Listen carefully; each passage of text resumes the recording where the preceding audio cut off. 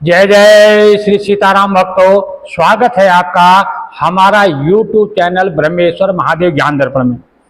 भक्तजनों, आज जो हमारा चर्चा का विषय है वह धन संपत्ति के बारे में।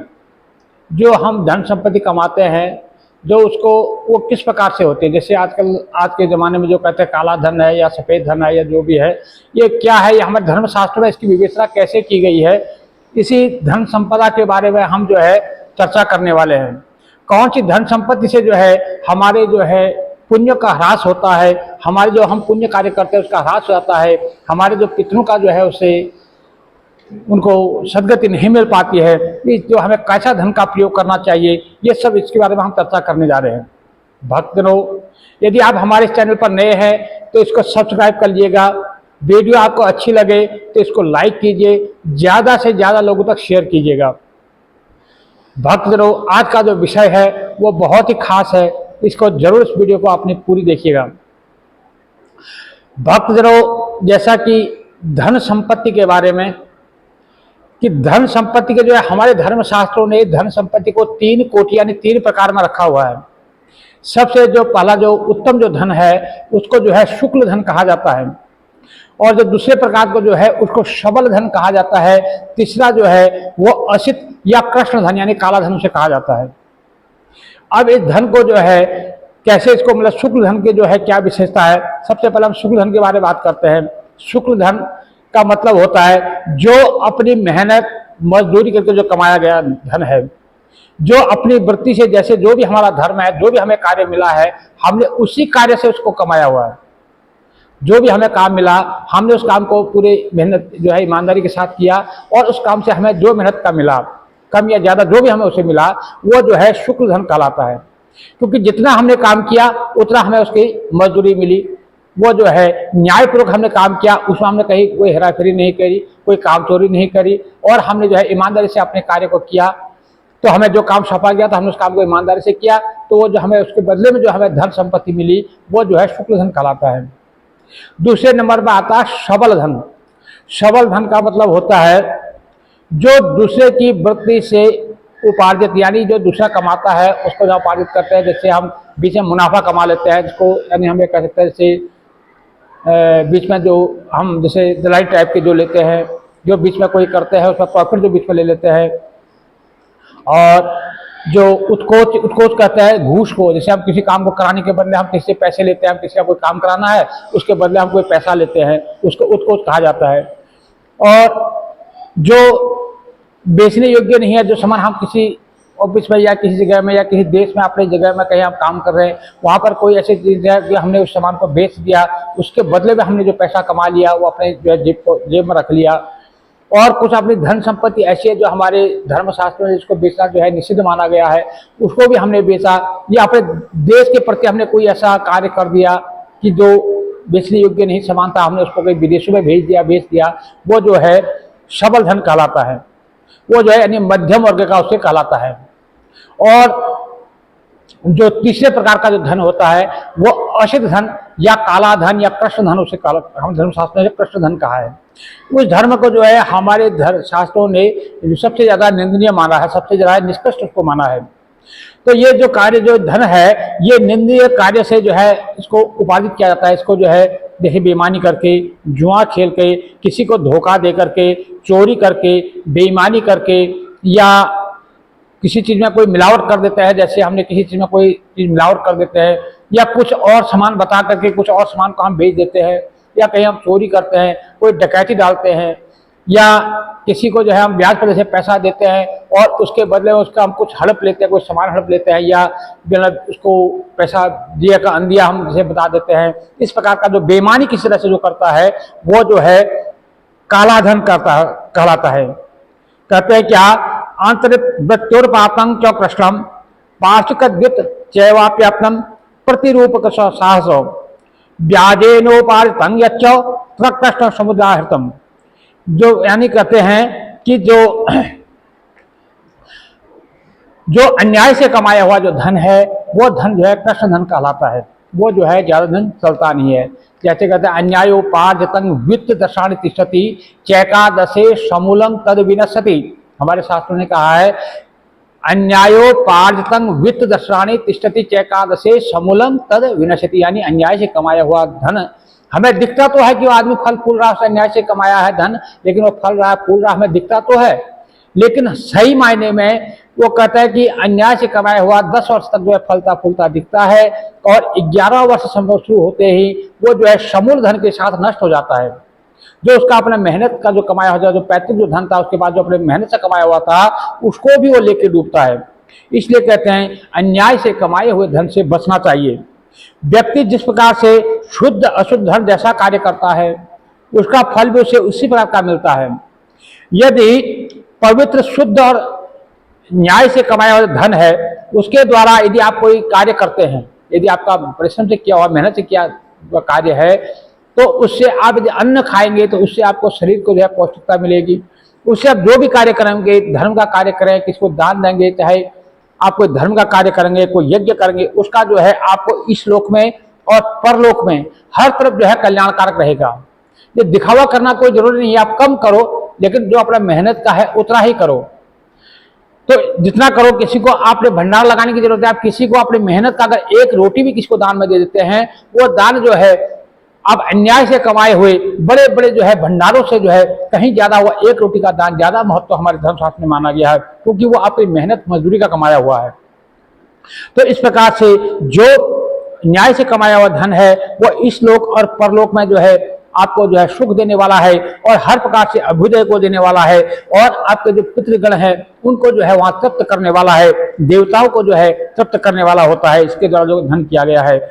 इस प्रकार सबल धन जो है से कार्य करता है वो फल भी जो है मध्यम कोटि का होता है। अब उसके बाद जो सबल धन यानी कि जो बीच वाला जो मध्यम वर्ग जो धन है उससे जो कार्य करते हैं उससे जो है फल भी उसका जो है मध्यम कोटि का ही करता गया है।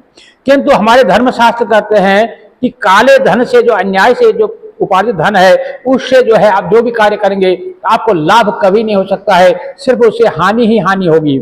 उससे सफलता नहीं मिलेगी बल्कि असफलता मिलेगी, आपका पतन होगा, आपकी अवनति होगी, आपके बच्चे जो है आपके जो है विमुख हो जाएंगे, आप जिन बच्चों को उनको पढ़ाएंगे लिखाएंगे उनको जो है वो एक गलत संगत में फंस जाएंगे।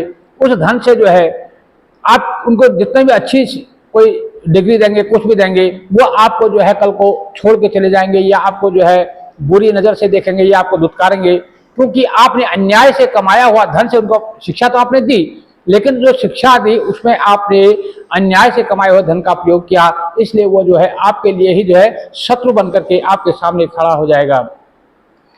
तो कहते हैं क्या, यथा विधि द्रव्येणो यत् किंचित कृतेन रह तथा विधि महाप्रोति च फलं प्रेत्य तेह च। यानी जिस प्रकार का धन का प्रयोग करेंगे उसी प्रकार से प्रतिकूल आपको जो है फल मिलेगा। कहते हैं कि जैसा आप करेंगे उसी का फल जो है आपको प्राप्त हो जाएगा। काला धन जो है सब प्रकार से निंद्य और त्याज्य है। काला धन जो है आप जो है एक टाइम की रोटी छोड़ देना, लेकिन काले धन का जो है प्रयोग कभी मत करना। शास्त्रों में जो है इसकी बड़ी निंदा की गई है, इसलिए हमेशा मनुष्य को चाहिए सात्विक धन का ही जो प्रयोग करना चाहिए।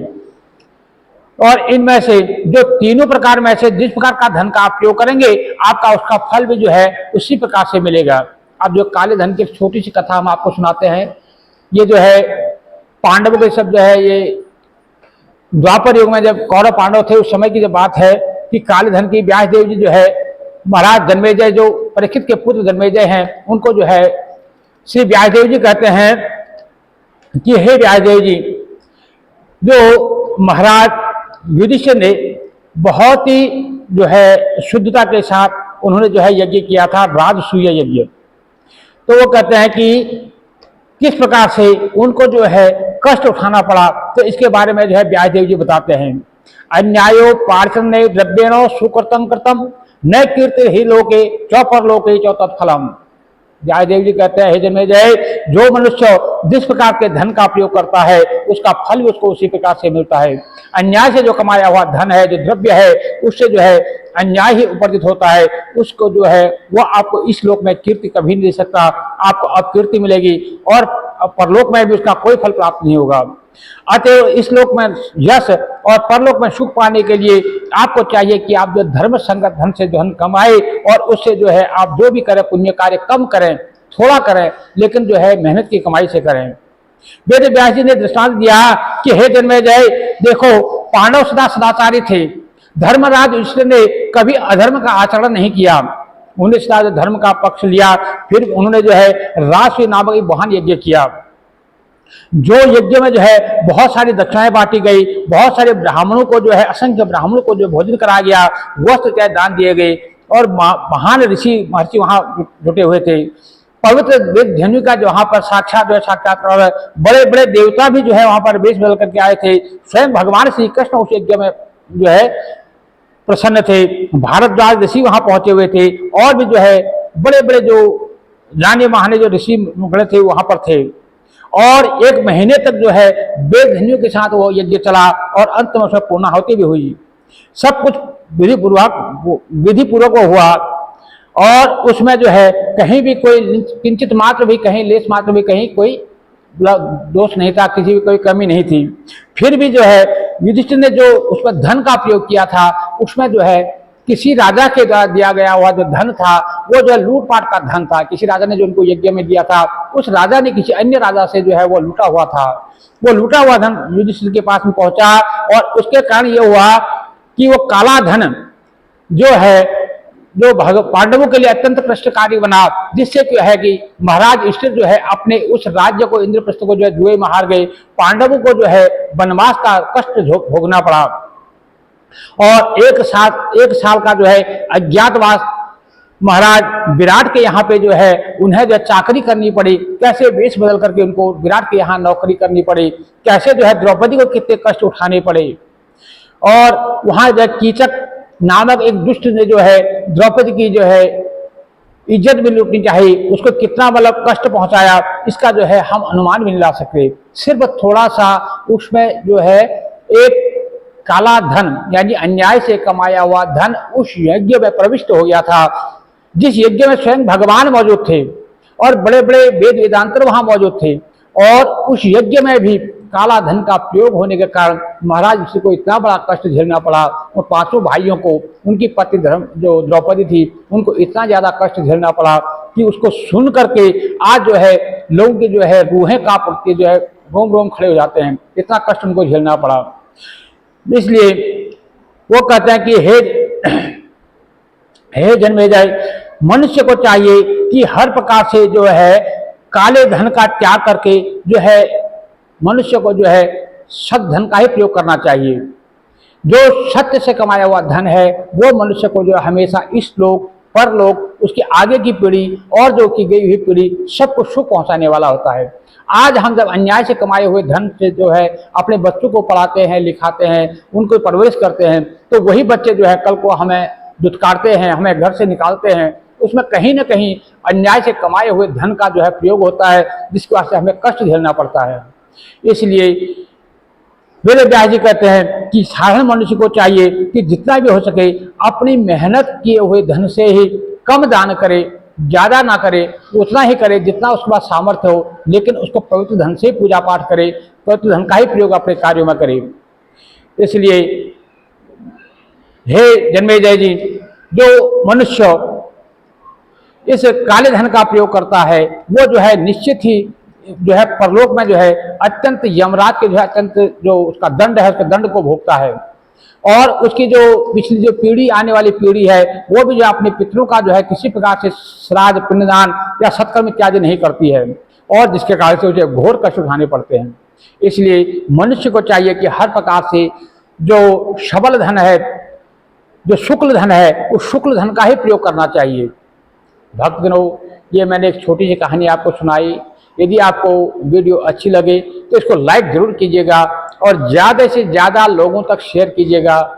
और यदि अभी तक आपने हमारे इस चैनल को सब्सक्राइब नहीं किया तो सब्सक्राइब कर लीजिएगा। और यदि कहीं हमसे जो हम कोई वीडियो बनाते हैं इसमें कहीं हमसे कोई त्रुटि होती है, कोई बोलने में कहीं कोई शब्द ऐसा निकल जाता है जो आपको अच्छा ना लगे, तो उसके लिए हम क्षमा प्रार्थी हैं। और हम बार बार यही कहते हैं कि जो शब्द आपको कुछ ऐसा उसमें लगता हो तो उसको जो कमेंट में जो है हमें बता दीजिए, ताकि हम आगे जो है उसमें सुधार कर सकें। जय जय श्री सीताराम भक्तों।